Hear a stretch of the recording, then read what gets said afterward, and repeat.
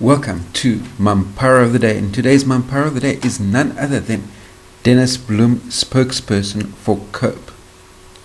And the reason why Dennis Bloem, spokesperson for COPE, is our Mampara of the Day all hinges around what is expected to be an imminent cabinet reshuffle by Jacob Zuma.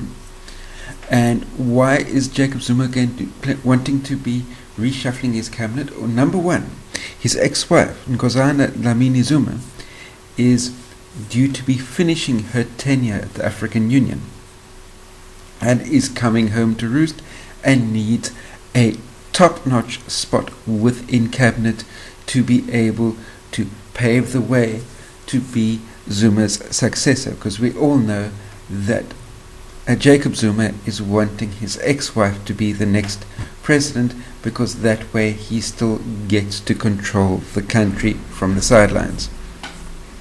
So, but why am I giving Dennis Bloem the Mampara of the Day? Because his idea of a cabinet reshuffle completely lacks imagination. And why don't we all get together and fire up our imaginations and see what we can do? What Dennis Bloem says is he's got Dlamini-Zuma coming in to replace Pravin Gordhan as Finance Minister of South Africa. Pravin Gordhan will then be moving into the Deputy Minister spot, the Deputy Minister of Science and Technology, and that's it, to replace Derek Hanekom, who will be moving into the general backbenches of Parliament. But moving Pravin Gordhan from finance into deputy of science and technology is still a little bit too close. It still keeps a staunch anti-Zuma, a staunch Zuma roadblock person within the cabinet altogether. So to my mind, I don't see that happening.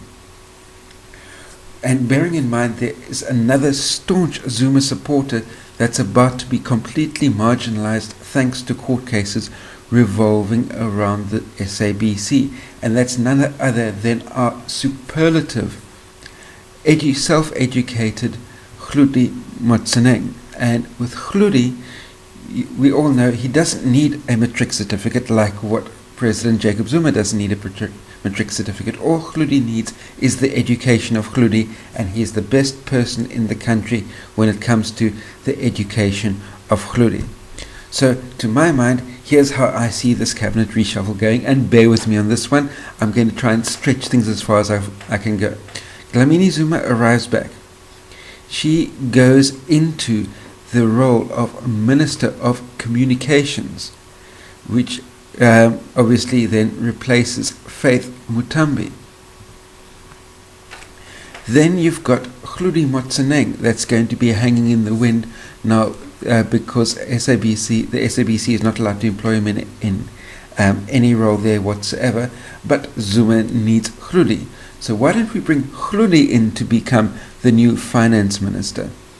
The Faith Motsoeneng can go into the deputy minister spot of science and technology, so that Derek Hanekom can go to the backbenches, but that leaves Pravin Gordhan hanging.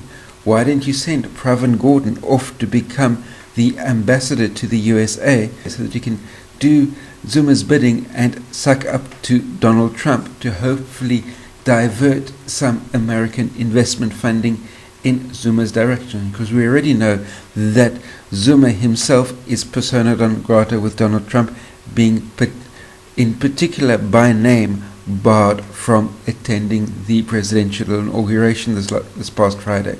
So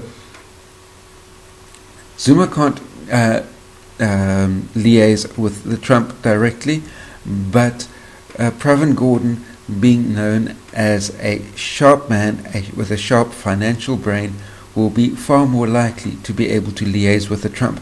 So that's what I see happening.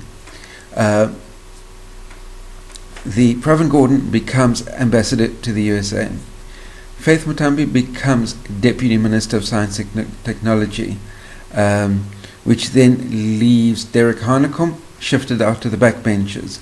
You've got Nkosazana Dlamini-Zuma coming in to be Minister of Communications, and you have Hlaudi Motsoeneng as Finance Minister, because Jacob Zuma needs to do something very clear in the finance department, because South Africa's currency, the South African rand, has slipped to number 2 on the world rankings of most volatile currency, behind the Turkish Lira, and something needs to be done to reclaim that number 1 spot. That's my take on the matter. Share your comments, questions, criticisms in the comment section down below. What do you think this cabinet reshuffle will be? And make your absolute most outlandish ideas possible. Who knows, one of us might actually get it right.